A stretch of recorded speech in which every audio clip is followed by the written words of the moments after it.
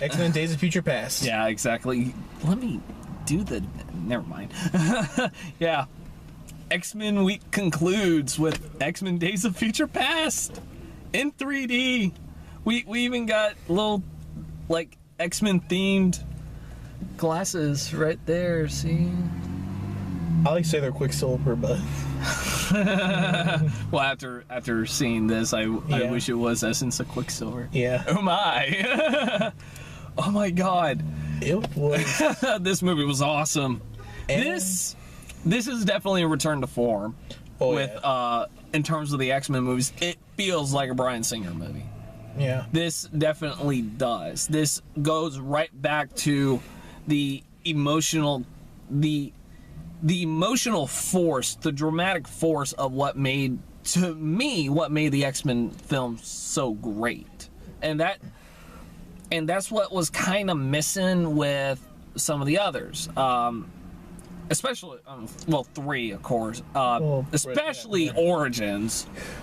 First Class, there was emotion to it, but it wasn't like to this level.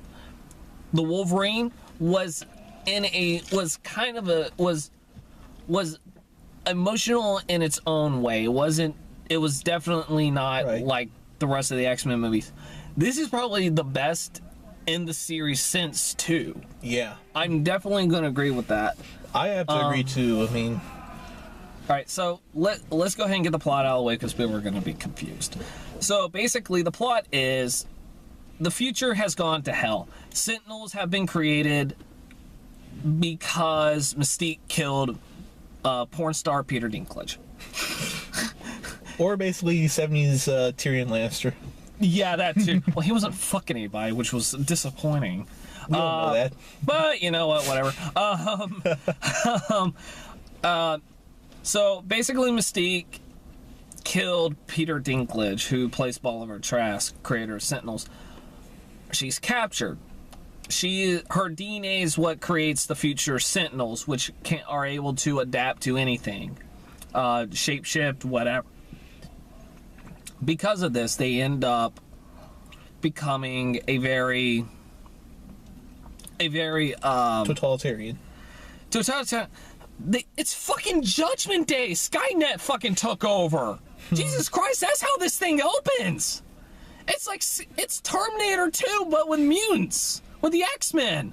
You see the skulls and shit? Oh my god. That's what this became. PG-13 rating. Well, we got that with Salvation, but you know what? Fuck. Rise of the Machines was more PG-13 still was more PG-13 than Salvation. But yeah, that's how it opens, is because Mystique shot Peter Dinklage, got captured, and it's all her fault.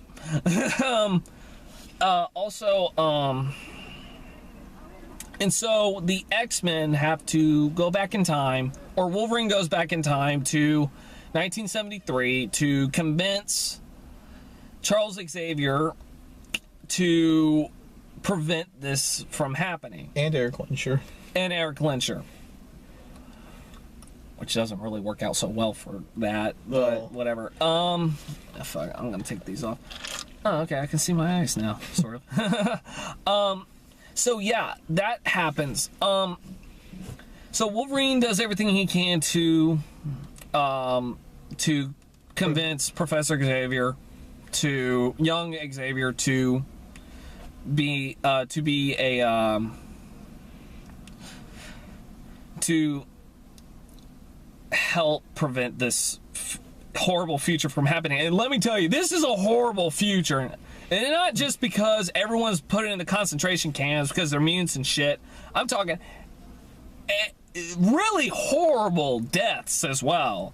Like, people fucking die horribly. Hell, you see like the future X-Men get murdered twice in this movie. Twice. I'm not even. And they die horribly. Holy shit!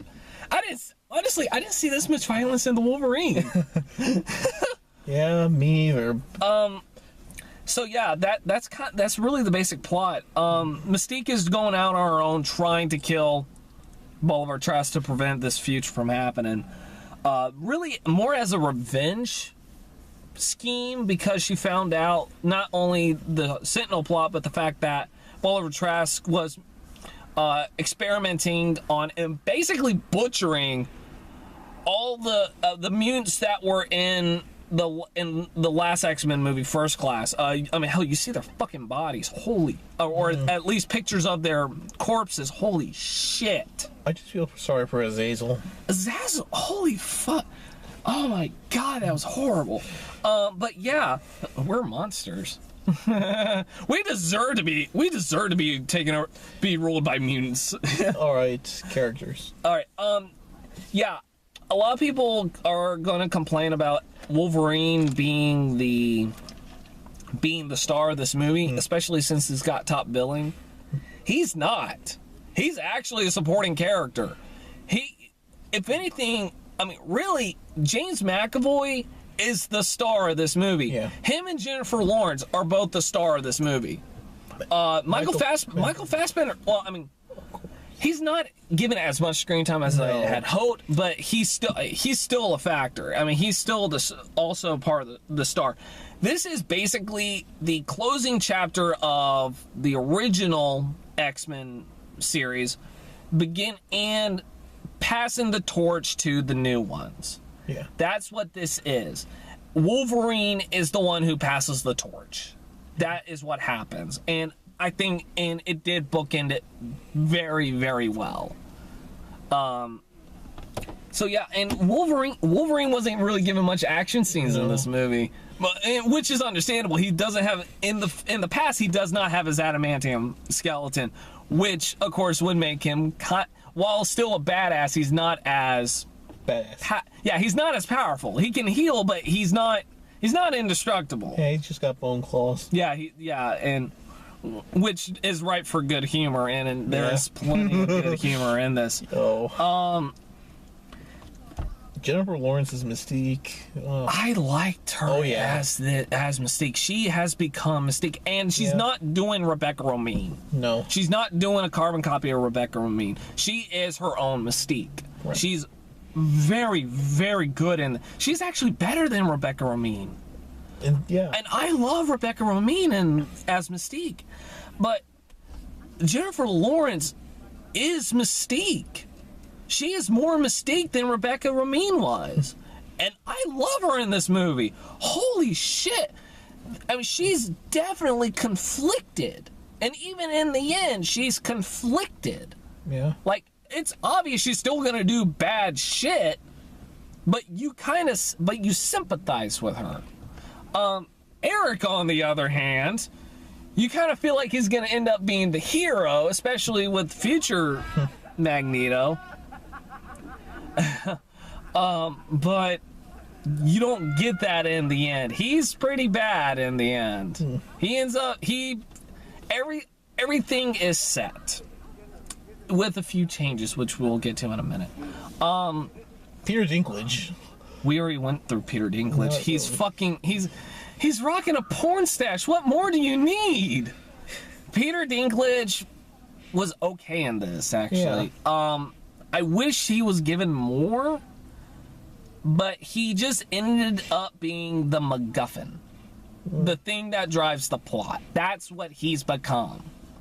Granted, it was a similar way in the comics with Senator Kelly. True, but I mean, even in the movies, Senator Kelly was at least more of a character. True. Than Bolivar Trask was in this, and I like Peter Dinklage, I really do. Yeah. Nicholas Hoult as Beast is really, really good. I still don't really agree with the whole him hulking out, but they use it to a good effect, and they explain why. And he takes a serum that suppresses his genes, the X gene. but he doesn't use it to addictive usage. Charles Xavier, yeah.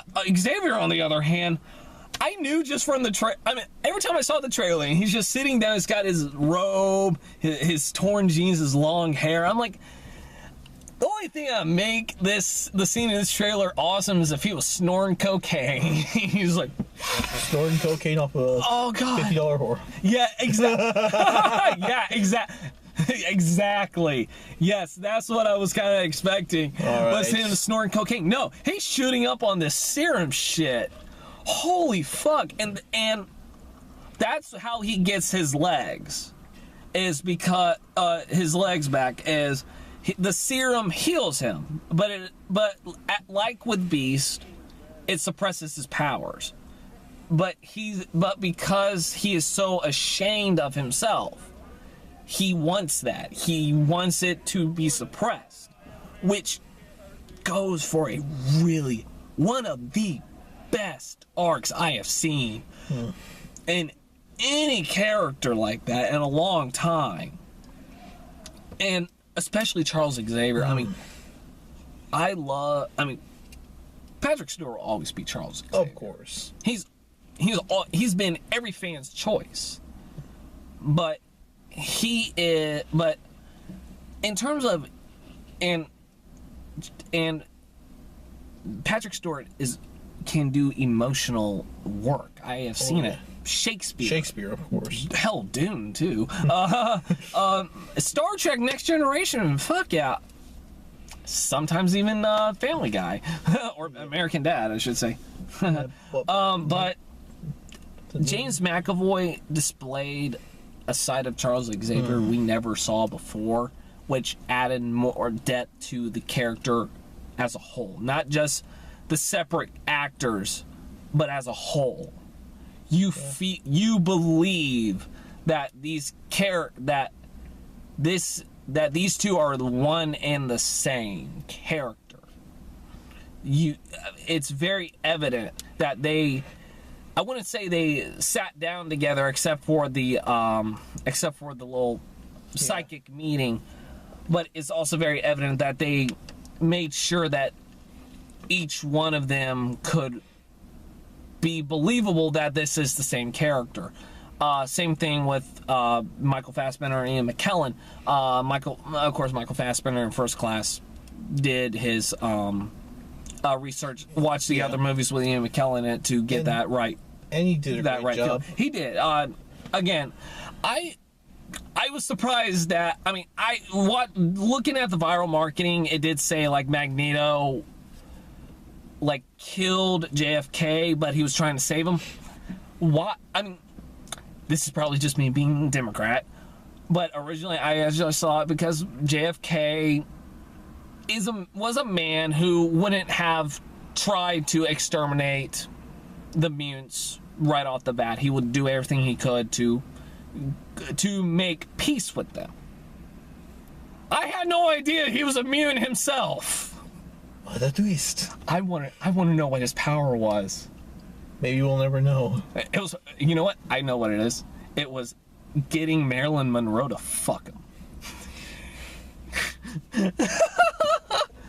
That is his power. To get Marilyn Monroe to fuck him. And then she died and... Oh, fuck, we will never know. But...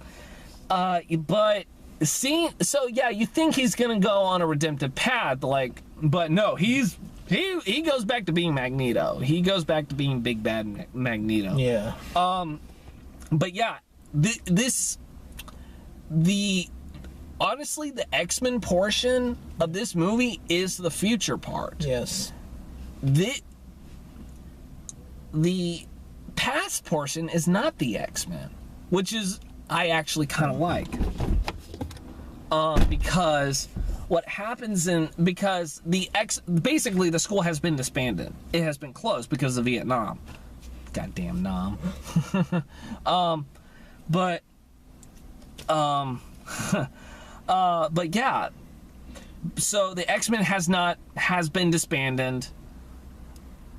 And so what happened is the past is just basically I want to say Reservoir Dogs in the 1970s. No. What movie would you suggest? I don't know. Let's just say the 70s are rocking in this movie. Yeah. But yeah, the X-Men portion, the true X-Men portion is the future part. And the drama is in the past. That is where the emotion comes from, is the past. And I also like the fact, while not all the like future X-Men were given many lines, they were at least given shit to do. They weren't just fucking cameos. You actually felt bad for them when they got snuffed. You actually were rooting for them to survive as well. Yeah, these guys were badass. I especially like Blink with her portals. Yeah. That is the most useful power I've ever seen. Thinking with portals. Yes, exactly. The cake is like, find that fucking cake. Bishop. Bishop was underutilized. He was underutilized. I was really looking forward to Bishop. The guy playing Bishop wasn't bad. I'm hoping for like Apocalypse. Yeah. Apocalypse.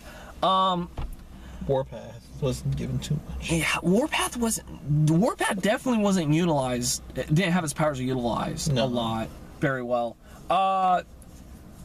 Kitty, I like Kitty. Oh god, we'll get to Quicksilver in a minute. Kitty, I liked Kitty. The fact that she still had a part in the whole time traveling thing was nice. I'm still trying to figure out how her phasing abilities can do that. I'm still trying to figure that out. But I'm not going to go too far into it. Her phasing abilities do go through objects, but she in theory can go through time itself. And you know what? That was my thought too. But whatever. Storm, Storm was given more to do than Bishop or Warpath were given, and Halle Berry was pregnant. And yet she was still given more to do. All right. With all that out of the way, let's talk about the real star of this movie. Quicksilver. Every motherfucker, including, well, not really myself. I was just more like, his look isn't that great. But it kind of grew on me because this is the 1970s. Quicksilver is the best fucking character in this movie. I'm not even kidding. He is hilarious. The moment they meet him, you're gonna be laughing. You're gonna be busting up laughing over this character. Like, every time he talks, he's fast, but he also like slows his speech down just to mock people. He's a bit of a dick, but he's what Xavier calls him, a pain in the ass. But you know what? You can't help but enjoy this guy because he's so much fun.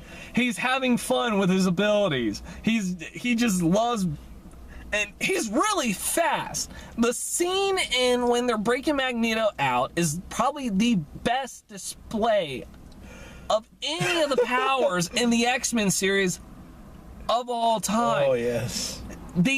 Not only do they like show him just being fast, you blinking you'll miss it fast. Playing Pong with himself. Yes. Pong by himself, playing ping pong by himself. True. Stealing shit. Checking cars out and shit. Breaking into Pentagon. Yeah, that was great. But the best scene in this movie is when they're showing him being slowed down and he's playing. God, what was the song? I can't remember. God, it's been so long since I've heard that song, and well, when you play it or when you see it, you'll know the song. Especially older people. God, it sucks being 24, doesn't it? Well, 23 you're 23, yeah. But he slows down and you see every little detail in the scene of what he's doing and you're laughing your ass off. It felt like 2 minutes. It could be. Yeah. See, this is something. I'm probably gonna beat this with like a dead horse for a while, especially when I do another video tomorrow. Yeah. This is something that Man of Steel could have done with how fast Superman is. They could have not only shown how fast he is, but they could have slowed it down. Yeah. To display how much damage he can do in a flash. Yeah. Quicksilver does that. And that's another thing that I really like about the X-Men movies. They do show the powers the way they in great detail. They show and yet you can still believe it. I really do like Quicksilver in this movie, and I wish he was given more to do, but I understood how much he needed to be given to do. And I did like that little nod at like the possibility that Magneto is Quicksilver's father. I do. It's hard to believe, but it's not too far-fetched. It was a nice little nod, and it's good. And it is good to know that Bryan Singer, and I know people are gonna bitch about this, but Bryan Singer at least respects the source material. He knows what is going to. He knows what. He knows who each character is. He understands their backstories, and he's willing to give us nods to that, even though, and if not straight out say it, but give us nods to it. Yeah, it was really nice to see that. Also, another good scene was that nod to Wolverine's cameo in X-Men First Class. Yes. Yeah. Oh my god. I was wondering, it's like, oh my god, are they actually going to do that in this movie? He's like, are they actually going to? He's like, I remember you once. I tried to ask for your help, and I'm going to say what you said then. Fuck off. Hey, I was like, oh my god. No, that is Wolverine's catchphrase, motherfucker. That is Wolverine's catchphrase. Oh my god, that was great. I was really kind of hoping for that. Wolverine did kind of say that, but he did. Okay, effects. Oh shit. Well, we went over 20-minute marks, so yeah. I'll just edit that out. Effects were really good in this movie. Probably some of the best I've seen in a long time. Iceman's effects was really good. Yeah. So much better than that was Sunspot. Sunspot. Yeah. I was like, that was the best Human Torch I've seen in ever. It was like so much better than that Fantastic Four movie. And Sentinels looked good. Oh yeah, Sentinels. Some of them were actually, well, the 70s ones were past built. True. But yeah, I did like a lot of the. I did like the effects. The effects were really, really good. Lifting that stadium. That was pretty badass. True. That was really, really badass. Yeah. It's kind of the first class version of Magneto lifting the Golden Gate Bridge in X3. Yes, and it's kind of a nice homage to that. Yeah, and oh god, what else can we talk about? Well, we can say this. Yeah. X3 doesn't exist anymore. I'm not even kidding. They rewrite the past so much. X3 doesn't fucking exist. Yeah. Let's pray to God X-Men Origins Wolverine doesn't exist. I don't know about it. It has been somewhat rewritten. I don't know. Well, I think what's gonna. Well, I mean, first off, why the fuck wasn't Wolverine in Vietnam? See, that's what's gonna make you say, yeah, X-Men Origins Wolverine doesn't exist. Wolverine would have been in Vietnam with Sabretooth. He would have been shot, and that's where the whole Team X thing would have happened. They don't do that. Yes, X-Men Origins Wolverine doesn't exist. Yay! Still sucks. Piece of shit. What? Oh, and that's pretty much it. Now, granted, downside is the Wolverine doesn't exist. Yeah. At least in this new canon timeline. True. But it was still amazing. It's still a great movie. And I also liked the way they kind of interweaved the how they switch from present time to the future time. Yeah. Oh yeah. Nice parallels. Oh, I mean, yeah. it was just cut back and forth, but it felt flowing. Yeah. And again, we don't really see much of the future. We don't. It's not. We don't see like them traveling. They travel around the world, sort of, but you don't. They're not trying to save the world by going to one location to another, blowing up bases or whatever. They're doing it by traveling through time because they know that is going to be the simplest. That's going to be the quickest way possible, even though it's going to be the hardest way possible to end this war. Yes, and also one more thing. Stay after the credits. Stay after the credits. It's a Marvel movie. You always need to stay after the credits because you never know. You get a teaser trailer for Amazing Spider-Man 2. 3. No, 2. 3. No, 2. 2. Yes. No. But no, yeah, stay after the credits. We won't ruin it for you, but you will orgasm. I'll just say that the ending for this movie was very satisfying. Yes, the ending, again, it bookends the original series, opening a new one as well. Yes. I would say this is X-Men 6. Oh. Yes, because I would consider X-Men First Class to be X-Men 4. Yeah, we won't say anything about that. We won't say anything about the ending, but you will. Yeah. It will be very heartfelt. Yeah, it's a good ending. Although I do like the fact that I always kind of figured Wolverine would end up being a professor, but I didn't figure his subject would be history. But you know what? Kind of makes sense. It makes sense. He's seen history. He's seen shit. He's been through shit. World War I. Holy World War II. fuck. He's been through shit, man. Nagasaki. Hell, you know what? He can give them a history lesson on the future that never happened. But then again, it wouldn't have happened. Yeah, but he would have remembered. He's the one who remembers. Yes. But yes, this is a really, really good movie. That's pretty much it. What do you think about it? As a whole? Yeah. Well, it was a great movie. Great performances from the main cast. Yeah. Just wish they could have utilized a little bit of the newer characters introduced a little bit more. I think they gave us enough. Like, hopefully they come back. Yeah. Maybe they'll come back, but I think they utilized them enough for you to care about them. And that's enough for me. They're not just cameos. No. They're not cameos like in X3 or X-Men Origins Wolverine.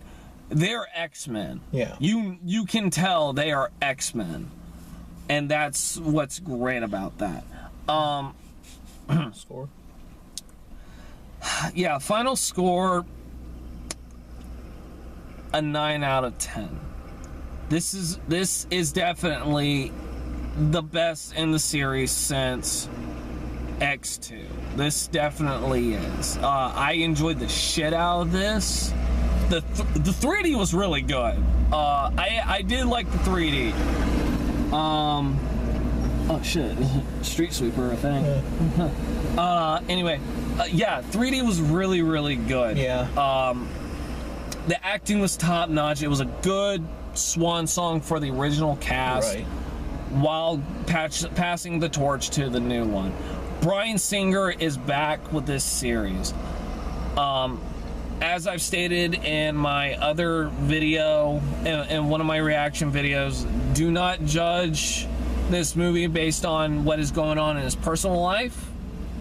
Judge this based on how well it's made, because let me tell you, it's made very well. It feels like the X-Men movies that you watched before. Yeah, I also give it a 9 out of 10. It is that quintessential X-Men movie we have been waiting for frankly, for almost 10 years. Yeah. It's really that great. It's officially taken my top spot in my favorite X-Men movie. Yeah, it does. Byron, what do you think? Oh wait, that's right, he's not here. Never mind. Heather, what do you think? Oh wait, she's not here. All right. Oh wait, yeah, and one other thing. Nixon is evil! Nixon is fucking evil! Okay, trailers. Alright, yeah, we'll be back with trailers. Review footage. Alright, my phone is dead. Where's your box of candy? It's in my computer bag. Alright. Guess we should have gotten that first. Damn it! I'm afraid that thing's gonna hit my car or scrape it. I know, right? Wait, it gets so fucking close. Alright, so we got a introduction to Jupiter Ascending, but we didn't get a fucking trailer. Okay. Channing Tatum, you're a fucking liar. Cocksucker. Alright, first one was Kingsman, The Secret Service. Yes. I saw the trailer online. It looks really, really good. This is, and it's based off a Mark Miller comic. I'm not Mark Miller's biggest fan when it comes to him writing comics on other properties like X-Men or God, what else? There was another one I was not a huge fan of. The Ultimates. I'll let it slide. But there are things about when he writes his writes like stories for like X-Men or Spider-Man or whatever. I'm not a fan of. Yeah. But when he does his own original thing like Wanted, Kick-Ass. Yeah. Now this, I like them. I think they look pretty badass. Dawn of the Planet of the Apes. Yeah, we got the new trailer for Dawn of the Planet of the Apes. I really do like this trailer. Oh yeah, it looks great. It is a really cool. I'm looking forward to the movie. I will not be doing a rewind on all of them. Just Rise. I'm not going through what I did with the X-Men movies. No. All right. After that, Sex Tape. Well, yes, yeah. God, it looks funny. I mean, Jason Segel. Yeah, I mean, it's a me and Heather movie. That's what it's gonna be a date night movie for us. And we got the same trailer for Edge of Tomorrow. Edge of Tomorrow. Yeah, we're gonna be. And I call it Groundhog Day. God, yeah. You did not say that out loud. I didn't say it in the theater. Okay. At least not here, but I did last week. All right. We got Lucy again. Yeah. I'm surprised we didn't get Ninja Turtles. I was expecting that. And then we got the second trailer for Guardians of the Galaxy. And that came out like 2 days ago. Well, it was released 2 days ago. Yes. Holy shit. I'm surprised. That came out 2 days ago. And already we got the trailer in theaters. Usually it takes about 4. And then after that... Expendables 3. Yeah. Oh my god. It looks good, but it does. But I'm really disappointed. Rating. I am disappointed in the PG. And they announced the rating a couple of days ago, which is PG-13 for Expendables 3. I'm really disappointed because I liked the first 2 movies. A lot of people didn't like Expendables 2. Well, I am one of the few people that did. Well, I thought it was violent enough for me. I like violent movies. Well, as a film goes, it's bad, but it's pretty much what it is. It's a fucking 80s action movie. That's what it is. What the fuck do you expect? I mean, granted, you're getting paid to guys with guns shooting stuff. Yeah, but you know, explosions. But the thing is about the Expendables movies that I liked is the fact that they weren't afraid to make it R. That it was an homage to the action movies that these guys were in the past. Predator, Rambo, Lethal Weapon. Yeah. I want to say Air Force One. Yeah. Commando. All that good shit. They're R-rated. These are action movies that I've missed for so long.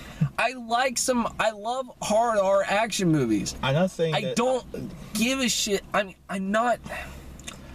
Don't get me wrong. There are plenty of good action movies out there that are PG-13. Yeah. Most of them are comic book movies, but there are plenty of good PG-13 action movies out there. But when it comes to guys like Stallone, Schwarzenegger, Willis, Mel Gibson, whoever, I want my fucking action movies to be hard R. That's what I want. I don't want none of this pussy bullshit that we're getting now because people are too chicken shit to go see a bloody action movie, or because they need to expand upon on